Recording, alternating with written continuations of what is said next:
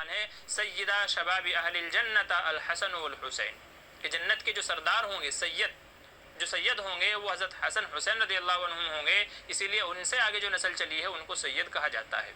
تو حضور صلی اللہ علیہ وسلم کی طرف نسبت کرتے ہوئے آپ کے شرف و عظمت کی وجہ سے سید کہا جاتا ہے، اور حضرت فاطمہ کے یہ دونوں صاحبزادے حضرت حسن حسین رضی اللہ عنہما، ان کی جو آگے اولاد ہے ان کو سید کہا جاتا ہے۔ تو لوگ سوال یہ کرتے ہیں کہ ہندوستان میں بھی بہت سارے لوگ ہیں جنہوں نے اپنے نام کے ساتھ میں سید لگایا ہوا ہے، تو کیا وہ حقیقت میں سید ہے بھی کہ نہیں؟ کیونکہ ان کی نسل تو عام طور سے عرب کے اندر تھی، تو پھر یہاں سید کیسے آ گئے؟ تو اس کا جواب یہ ہے کہ ویسے تو سید پوری دنیا کے اندر پائے جاتے ہیں، سید جو صحیح معنوں میں سید ہیں وہ پوری دنیا کے اندر پائے جاتے ہیں، لیکن بالخصوص یہ سعودی عرب، یمن، عراق، ایران وغیرہ جو اس کے آس پڑوس کے ملک ہیں ان میں زیادہ تر پائے جاتے ہیں، کیونکہ ان سے جو نسل چلی ہے وہ وہیں ادھر ہی آس پاس ہی آباد ہوتے چلے گئے۔ اتنی دور کا سفر کرنا، کئی سمندر پار کر کے ہندوستان میں آنا، یہ اگرچہ ممکن ہے لیکن بہت کم ہے، لہٰذا ہم صحیح معنوں میں کسی کے متعلق یہ بھی نہیں کہہ سکتے کہ یہ سید ہے، اور یہ بھی نہیں کہہ سکتے کہ سید نہیں ہے۔ اس لیے اگر کوئی اپنے آپ کو سید کہتا ہے تو ہم نہ اس کی تردید کر سکتے ہیں نہ اس کی تصدیق کر سکتے ہیں۔ اگر کوئی سید ہونے کا دعویٰ کرتا ہے تو وہ جانے، اس کا اللہ جانے، بہرحال ہم کو اس کے پیچھے نہیں پڑنا ہے کہ یہ سید ہے بھی کہ نہیں۔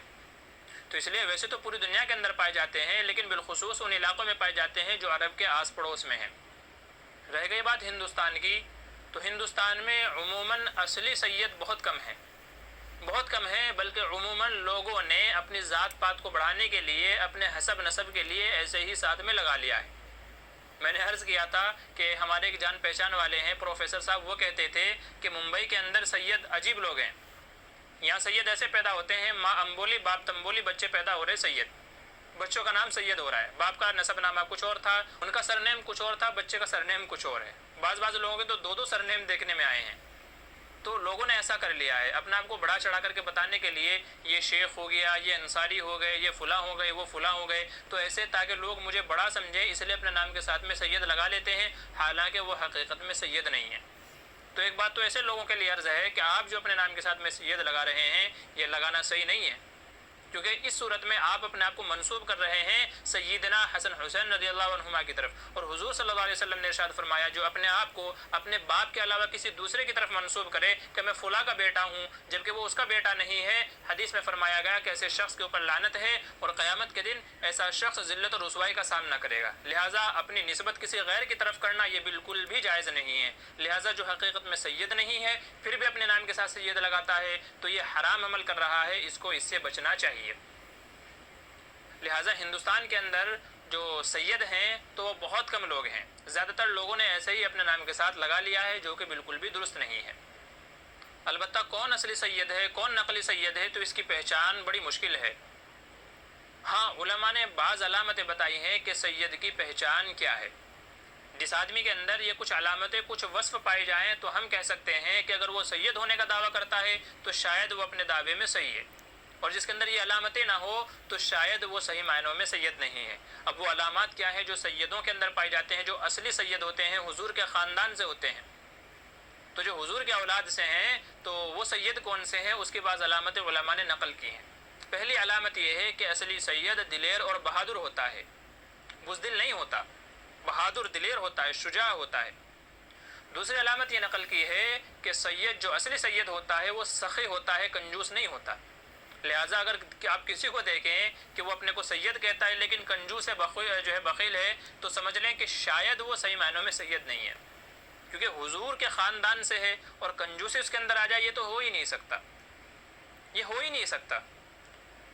نبی کریم صلی اللہ علیہ وسلم کا فرمان ہے انما انا قاسم واللہ یؤتی، میں تو بانٹنے والا ہوں، دینے والا ہوں، اللہ مجھے دیتا ہے، میں لوگوں کو دیتا ہوں۔ اور یہی وصف آپ کے خاندان میں چلایا، حضرت فاطمہ میں، حسن حسین رضی اللہ عنہما میں، اور آگے ان کی نسلوں کے اندر یہ سلسلہ چلا ہے۔ وہ سخی تھے تو سید سخی ہوتے ہیں۔ تیسری علامت علماء نے یہ بیان کی ہے کہ جو اصلی میں سید ہوتے ہیں تو ان کے پاس ان کا نسب نامہ محفوظ رہتا ہے، ان کو جو شجرائے نسب ہے وہ بہت حد تک ان کے پاس محفوظ رہتا ہے، ان کو معلوم ہوتا ہے کہ ہم کہاں سے آئے ہیں، میرا باپ کون تھا، ان کا باپ کون تھا، ان کا باپ کون تھا۔ تو اس لیے اگر کوئی سید اپنے آپ کو کہتا ہے تو اس سے ایک بار پوچھ لیں کہ ذرا اپنا نسب نامہ بتاؤ،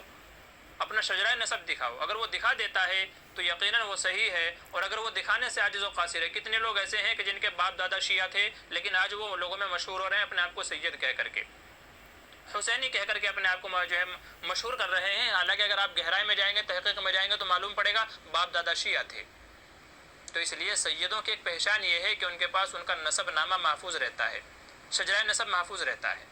چوتھی علامت یہ بیان کی ہے کہ سید کے اندر تواضع ہوگی, عاجزی اس کے اندر ہوگی, مسکنت ہوگی, جو حضور صلی اللہ علیہ وسلم کی پہچان اور تمام انبیاء کی پہچان نہیں ہے کہ تواضع. اور پانچویں علامت علماء نے یہ بیان کی ہے کہ جو صحیح معنوں میں سید ہوگا تو اس کے چہرے پر ایسا نور, ایسی کشش ہوگی کہ جو دیکھے اس کی طرف کھینچا چلا جائے. اٹریکشن اس کے چہرے کے اندر ہوتی ہے, لوگوں کو اس سے میل محبت, پیار محبت بڑھانے کا شوق ہوتا ہے. اللہ تبارک و تعالیٰ ایسی کشش اس کے اندر رکھتے ہیں. اور چھٹی علامت یہ بیان کی ہے کہ جو سید ہوگا وہ گالی گلوچ والا, فحش گوئی کرنے والا نہیں ہوگا, لڑائی جھگڑا کرنے والا نہیں ہوگا, خیانت دار نہیں ہوگا, بلکہ اس کے جو بھی معاملات ہوں گے وہ متبع شریعت ہوں گے, شریعت کا سنتوں کا پابند ہوگا, کیونکہ وہ آل رسول سے ہے. تو جو سید ہوگا اللہ تبارک و تعالیٰ اس طرح کے گناہوں سے اس کی حفاظت فرماتے ہیں. تو یہ چند علامتیں ہیں جو سیدوں کی علماء نے نقل کی ہیں.